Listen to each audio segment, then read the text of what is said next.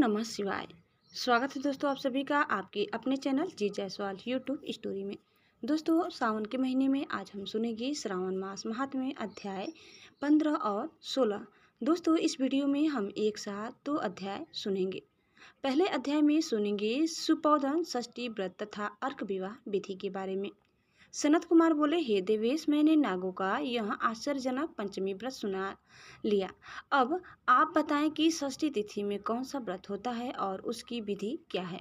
ईश्वर बोले, हे विपिन, श्रावण मास के शुक्ल पक्ष में षष्ठी तिथि को महामृत्यु का नाश करने वाले सुपौधन नामक शुभ व्रत को करना चाहिए। शिवालय में अथवा घर में ही प्रयत्न पूर्वक शिव का पूजन करके सुपौधन का नैवेद्य उन्हें विधि पूर्वक अर्पण करना चाहिए। इस व्रत के साधन में आम्र का लवण मिलाकर शाक और अनेक पदार्थों के नैवेद्य अर्पित करे। साथ ही ब्राह्मण को वायन प्रदान करे। जो इस विधि से व्रत करता है उसे अनंत पुण्य मिलता है। इस प्रकरण में लोग एक प्राचीन कहानी सुनाते हैं जो इस प्रकार है। प्राचीन समय में रोहित नाम का एक राजा था। काफी समय बीतने के बाद भी उसे पुत्र रत्न की प्राप्ति नहीं हुई। तब पुत्र की अभिलाषा में उस राजा ने अत्यंत कठोर तप किया। ब्रह्मा जी ने राजा से कहा, तुम्हारे प्रारब्ध में पुत्र नहीं है। तब भी पुत्र की लालसा में वह राजा अपनी तपस्या से जरा भी विचलित नहीं हुआ। इसके बाद राजा तपस्या करते करते संकटग्रस्त हो गए। तब ब्रह्मा जी पुनः प्रकट हुए और कहने लगे, मैंने आपको पुत्र का वर तो दे दिया है, लेकिन आपका यह पुत्र अल्पायु होगा। तब राजा तथा उनकी पत्नी ने विचार किया कि इससे रानी का बांझपन तो दूर हो जाएगा, संतानहीनता की निंदा नहीं होगी। कुछ समय बीत जाने के बाद ब्रह्मा जी के वरदान से उन्हें पुत्र प्राप्ति हुई। राजा ने विधि पूर्वक उसके जातकर्म आदि संस्कार करवाए। दक्षिणा नाम वाली उस रानी व राजा ने अपने पुत्र का नाम शिवदत्त रखा। उचित समय आने पर भयभीत चित्त वाले राजा ने पुत्र का यज्ञोपवीत संस्कार किया, किंतु राजा ने उसके मृत्यु के भय से उसका विवाह नहीं किया। तदंतर 16वें साल में उनका पुत्र शिवदत्त मृत्यु को प्राप्त हो गया। तब ब्रह्मचारी के मृत्यु का स्मरण करते हुए राजा को बहुत चिंता होने लगी कि जिन लोगों के कुल में कोई ब्रह्मचारी मर जाए तब उनका कुल खत्म हो जाता है और वह ब्रह्मचारी भी दुर्गति में पड़ जाता है। सनत कुमार बोले, हे देवदेव, हे जगन्नाथ, इसके दोष निवारण का उपाय है या नहीं? यदि उपाय है तो अभी बताएं जिससे दोष की शांति हो सके। ईश्वर बोले, यदि कोई स्नातक अथवा ब्रह्मचारी मर जाए तो अर्घ विधि से उसका विवाह कर देना चाहिए। इसके बाद उन दोनों ब्रह्मचारी तथा आग को परस्पर संयुक्त कर देना चाहिए। अब अर्घ विवाह की विधि कहते हैं, मृतक का गोत्र, नाम आदि लेकर देश काल का उच्चारण करके कर्ता कहे कि मैं मृत ब्रह्मचारी के दोष निवारण हेतु वैसर्गिक व्रत करता हूँ। सर्वप्रथम सुवर्ण से अभ्युदय करके अग्नि स्थापन कर आधार होम करके चारों व्यहतियों ओम भुव स्वः ओम मह से हवन करना चाहिए। इसके बाद व्रत अनुष्ठान के उत्तम फल के निमित्त व्रतपति अग्नि के संपादनार्थ विश्व देव के लिए घृत की आहुति डाले। उसके बाद सृष्टकृत होम करके अवष्टिम होम संपन्न करे। पुनः देश काल का उच्चारण करके इस प्रकार बोले, मैं अर्क विवाह करूँगा। उसके बाद स्वर्ण से अभ्युदय कृत्य करके अर्क शाखा तथा मृतक की देह को तेल तथा हल्दी से लिप्त करके पीले सूत से वेष्टित करे और पीले रंग के 2 वस्त्रों से उन्हें ढक दे। इसके बाद अग्नि स्थापन करे और विवाह विधि में प्रयुक्त योजक नामक अग्नि में आघार होम करे व अग्नि के लिए आज्य होम करे। उसके बाद चारों व्यहतियों से ओम भुव ओम स्वः ओम मह बृहस्पति तथा कामदेव के लिए आहुति प्रदान करे। पुनः घृत से सृष्टिकृत होम करके संपूर्ण हवन कर्म समाप्त करे। उसके बाद आग की डाली तथा मृतक के शव को विधि पूर्वक जला दे। मृतक अथवा म्रियमाण के निमित्त 6 वर्ष तक इस व्रत का अनुष्ठान करना चाहिए। इस अवसर पर 30 ब्रह्मचारियों को नवीन कौपिन वस्त्र प्रदान करना चाहिए और हस्त प्रमाण अथवा कान तक लंबाई वाले दंड तथा कृष्ण मृग चर्म भी प्रदान करने चाहिए। उन्हें चरण पादुका, छत्र माला, गोपीचंदन, प्रवाल मणि की माला, अनेक तथा अनेक आभूषण समर्पित करने चाहिए। इस विधान से व्रत करने पर कोई भी विघ्न नहीं होता है। इस बोले ब्राह्मणों को यह सुनकर राजा ने मन में विचार किया कि यहाँ अर्क विवाह तो मुझे गौड़ प्रतीत होता है, मुख्य नहीं, क्योंकि कोई भी व्यक्ति मरे हुए को अपनी कन्या नहीं देता। मैं राजा हूँ, अतः मैं उस व्यक्ति को अनेक रत्न तथा धन दूंगा। जो कोई भी इसकी वधू के रूप में अपनी कन्या प्रदान करेगा। उस नगर में एक ब्राह्मण था। उस समय वह किसी दूसरे नगर में गया हुआ था। उसकी एक सुंदर पुत्री थी जिसकी माता की मृत्यु पहले ही हो चुकी थी। ब्राह्मण की दूसरी भी पत्नी थी जो ब्राह्मण की पुत्री के प्रति बुरे विचार रखती थी तथा दुष्ट मन वाली थी। कन्या 10 वर्ष की तथा दीन थी और अपनी सौतेली माता के अधीन थी।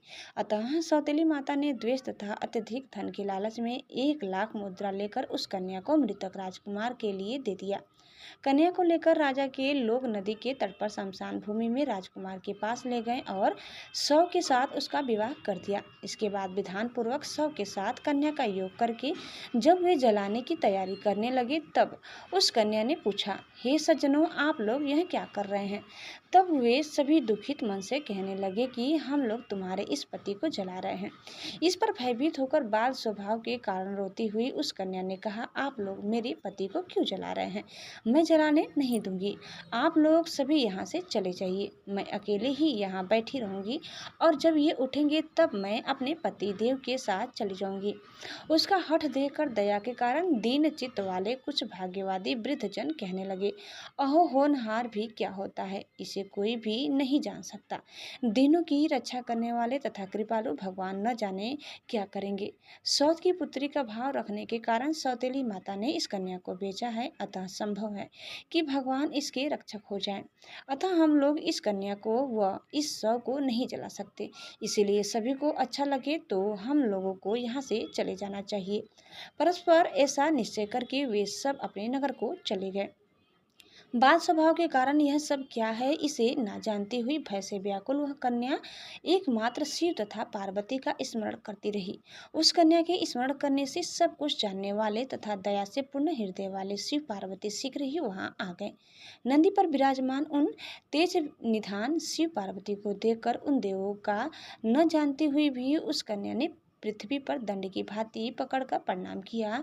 तब उसे आश्वासन प्राप्त हुआ कि पति से तुम्हारे मिलने का समय अब आ गया है। तब कन्या ने कहा कि मेरे पति अब जीवित नहीं होंगे। उसके बाल भाव से प्रसन्न तथा दया से परिपूर्ण शिव पार्वती ने कहा कि तुम्हारी माता ने सुपौधन नामक व्रत किया था। उस व्रत का फल संकल्प करके तुम अपने पति को प्रदान करो। तुम कहो कि मेरी माता के द्वारा जो सुपौधन नामक व्रत किया गया है उसके प्रभाव से मेरे पति जीवित हो जाए। तब कन्या ने वैसा ही किया और उसके परिणाम स्वरूप शिवदत्त जीवित उठ खड़ा हो गया। उस कन्या को व्रत का उपदेश देकर शिव तथा पार्वती अंतर ध्यान हो गए। तब शिवदत्त ने उस कन्या से पूछा, तुम कौन हो और मैं यहाँ कैसे आ गया हूँ? तब उस कन्या ने उसे वृत्तांत सुनाया और रात हो गई। प्रातः होने पर नदी के तट पर गए लोगों ने राजा को वापस आकर कहा कि हे राजन, आपका पुत्र व पुत्र वधू नदी के तट पर स्थित है। विश्वस्त लोगों से यह बात सुनकर राजा बहुत खुश हुआ। वह हर्ष भेरी बजवाते हुए नदी के तट पर गया। सभी लोग प्रसन्न होकर राजा की प्रशंसा करने लगे। वह बोले, हे राजा, मृत्यु के घर गया हुआ आपका पुत्र पुनः लौट आया। इस पर राजा पुत्रवधू की प्रशंसा करने लगे और बोले कि लोग मेरी प्रशंसा क्यों कर रहे हैं? प्रशंसा के योग्य तो यह वधू है। मैं तो भाग्यहीन तथा अधम हूँ। धन्य और सौभाग्यशालिनी तो यह पुत्र वधू है, क्योंकि इसी के पुण्य प्रभाव से मेरा पुत्र जीवित हुआ है। इस प्रकार अपनी पुत्रवधू की प्रशंसा करके राजा ने दान तथा सम्मान के साथ श्रेष्ठ ब्राह्मणों का पूजन किया और ग्राम से बाहर ले जाए गए मृत व्यक्ति के पुनः ग्राम में प्रवेश कराने से संबंधित शांति की विधि को ब्राह्मणों के निर्देश पर विधि पूर्वक संपन्न किया। हे वत्स, इस प्रकार मैंने आपसे यह सुपौधन नामक व्रत कहा। इसे 5 वर्ष तक करने के अनंतर उद्यापन करना चाहिए। पार्वती तथा शिव की प्रतिमा का प्रतिदिन पूजन करना चाहिए और प्रातःकाल आम के पल्लव के साथ चरु का होम करना चाहिए। साथ ही नैवेद्य तथा वायन अर्पित करना चाहिए। मनुष्य यदि व्रत की बताई गई इस विधि के अनुसार आचरण करे तो वह दीर्घजीवी पुत्र प्राप्त करके मृत्यु के बाद शिवलोक जाता है। दोस्तों, इस प्रकार श्री स्कंद पुराण के अंतर्गत ईश्वर सनत कुमार संवाद में श्रावण मास महात्म्य में सुपौधन षष्ठी व्रत कथन नामक 15वां अध्याय पूर्ण हुआ। दोस्तों अब आप सुनिए 16वां अध्याय। 16वां अध्याय में आप क्या सुनेंगे वो ये है कि शीतला सप्तमी व्रत का वर्णन तथा व्रत कथा। ईश्वर बोले, हे सनत कुमार, अब मैं शीतला सप्तमी व्रत को कहूँगा। श्रावण मास में शुक्ल पक्ष की सप्तमी तिथि को यह व्रत करना चाहिए। सबसे पहले दीवार पर एक वापिका आकार बनाकर अशरीरी संज्ञक दिव्य रूप वाले 7 जल देवताओं को 2 बालकों से युक्त पुरुष संज्ञक नारी, एक घोड़ा, एक वृषभ तथा नरवाहन सहित एक पालकी भी उस पर बना दे। उसके बाद 16 उपचारों से 7 जल देवताओं की पूजा होनी चाहिए। इस व्रत के साधन में ककड़ी और दधी ओदन का नैवेद्य अर्पित करनी चाहिए। उसके बाद नैवेद्य के पदार्थों में से ब्राह्मण को वायन देना चाहिए। इस प्रकार 7 वर्ष तक इस व्रत को करने के बाद उद्यापन करना चाहिए।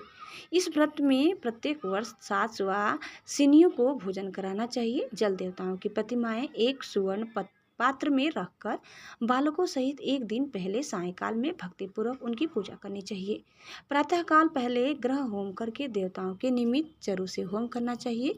जिसने पहले इस व्रत को किया और उसे जो फल प्राप्त हुआ उसे आप सुने। सौराष्ट्र देश में शोभन नामक एक नगर था। उसमें सभी धर्मों के प्रति निष्ठा रखने वाला एक साहूकार रहता था। उसने जल रहित एक अत्यंत निर्जन वन में बहुत पैसा खर्च करके शुभ तथा मनोहर सीढ़ियों से युक्त पशुओं को जल पिलाने के लिए सरलता से उतरने चढ़ने योग्य दृढ़ पत्थरों से बंधी हुई तथा लंबे समय तक टिकने वाली एक बावली बनवाई। उस बावली के चारों ओर थके राहगीरों के विश्राम के लिए अनेक प्रकार के वृक्षों से शोभायमान एक बाग लगवाया। लेकिन वह बावली सूखी ही रह गई और उसमें एक बूंद पानी नहीं आया। साहूकार सोचने लगा कि मेरा प्रयास व्यर्थ हो गया और व्यर्थ ही धन खर्चा किया। इसी चिंता में विचार करता हुआ वह साहूकार रात में वहीं सो गया। तब रात्रि में उसके स्वप्न में जल देवता आए और उन्होंने कहा कि हे धनत, जल के आने का उपाय तुम सुनो। यदि तुम हम लोगों के लिए आदरपूर्वक अपने पौत्र की बलि दो तो उसी समय तुम्हारी यह बावली जल से भर जाएगी। यह सपना देख साहूकार ने सुबह अपने पुत्र को बताया। उसके पुत्र का नाम द्रविड़ था और वह भी धर्म कर्म में आस्था रखने वाला था। वह कहने लगा, आप मुझ जैसे पुत्र के पिता है, यह धर्म का कार्य है। इसमें आपको ज्यादा विचार ही नहीं करना चाहिए। यह धर्म ही है जो स्थिर रहेगा और पुत्र आदि सब नश्वर है। अल्प मूल्य से महान वस्तु प्राप्त हो रही है, अतः यह क्रय अति दुर्लभ है। इसमें लाभ ही लाभ है। शीतांशु और चंडांशु ये मेरे 2 पुत्र है। इनमें शीतांशु नामक जो ज्येष्ठ पुत्र है उसकी बलि बिना कुछ विचार किए आप दे दें। लेकिन पिताजी, घर की स्त्रियों को यह रहस्य कभी ज्ञात नहीं होना चाहिए। उसका उपाय ये है कि इस समय मेरी पत्नी गर्भ से है और उसका प्रसव काल भी निकट है, जिसके लिए वह अपने पिता के घर जाने वाली है। छोटा पुत्र भी उसके साथ जाएगा। हे तात, उस समय यह कार्य निर्विघ्न रूप से संपन्न हो जाएगा। पुत्र की यह बात सुनकर पिता उस पर अत्यधिक प्रसन्न हुए और बोले, हे पुत्र, तुम धन्य हो और मैं भी धन्य हूँ जो कि तुम जैसे पुत्र का मैं पिता बना। इसी भी सुशीला के घर से उसके पिता का बुलावा आ गया और वह जाने लगी। तो उसके ससुर तथा पति ने कहा कि यह ज्येष्ठ पुत्र तुम्हारे पास ही रहेगा, तुम इस छोटे पुत्र को ले जाओ। इस पर उसने ऐसा ही किया। उसके चले जाने के बाद पिता पुत्र ने उस बालक के शरीर में तेल का लेप किया और अच्छी प्रकार स्नान कराकर सुंदर वस्त्र व आभूषणों से अलंकृत करके पूर्वाषाढ़ तथा शतभिषा नक्षत्र में उसे प्रसन्नतापूर्वक बावली के तट पर खड़ा किया और कहा कि बावली के जल देवता, इस बालक के बलिदान से आप प्रसन्न हो। उसी समय वह बावली अमृत तुल्य जल से भर गई। वे दोनों पिता पुत्र शोक व हर्ष से युक्त होकर घर की ओर चले गए। सुशीला ने अपने घर में तीसरे पुत्र को जन्म दिया और 3 महीने बाद अपने घर जाने को निकल पड़ी। मार्ग में आते समय वह बावली के पास पहुंची और उस बावली को जल से भरा हुआ देखा तो वह बहुत ही आश्चर्य में पड़ गई। उसने उस बावली में स्नान किया और कहने लगी कि मेरी ससुर का परिश्रम व धन का व्यय सफल हुआ। उस दिन श्रावण माह के शुक्ल पक्ष की सप्तमी तिथि थी और सुशीला ने शीतला सप्तमी नामक शुभ व्रत रखा हुआ था। उसने वहीं पर चावल पकाए और दही भी ले आई। इसके बाद जल देवताओं का विधिवत पूजन करके दही भात तथा ककड़ी फल का नैवेद्य अर्पण किया तथा ब्राह्मणों को वायन देकर साथ के लोगों के साथ मिलकर उसी नैवेद्य अन्न का भोजन किया। उस स्थान से सुशीला का ग्राम 1 योजन की दूरी पर स्थित था। कुछ समय बाद वह सुंदर पालकी में बैठ दोनों पुत्रों के साथ वहां से चल पड़ी। तब वे जल देवता कहने लगे कि हमें इसका पुत्र जीवित करके इसे वापस करना चाहिए, क्योंकि इसने हमारा व्रत किया है। साथ ही यह उत्तम बुद्धि रखने वाली स्त्री है। इस व्रत के प्रभाव से इसे नूतन पुत्र देना चाहिए। पहले उत्पन्न पुत्र को यदि हम ग्रहण किए रह गए तब हमारी प्रसन्नता का फल ही क्या। आपस में ऐसा कहकर उन दयालु जल देवताओं ने बावली में से उसे उसके पुत्र को बाहर निकालकर माता को दिखा दिया और फिर उसे विदा किया। बाहर निकलकर वह पुत्र माता माता पुकारता हुआ अपनी माता के पीछे दौड़ पड़ा। अपने पुत्र का शब्द सुनकर उसने पीछे मुड़कर देखा। वहां अपने पुत्र को देखकर वो मन ही मन बहुत चकित हुई। उसे अपनी गोद में बिठाकर उसने उसका माथा सूंघा, किंतु यह डर जाएगा इस विचार से उसने पुत्र से कुछ नहीं पूछा। वह अपने मन में सोचने लगी कि यदि इसे चोर उठा लाएं तो यह आभूषणों से युक्त कैसे हो सकता है, और यदि पिशाचों ने इसे पकड़ लिया था तो दोबारा छोड़ क्यों दिया।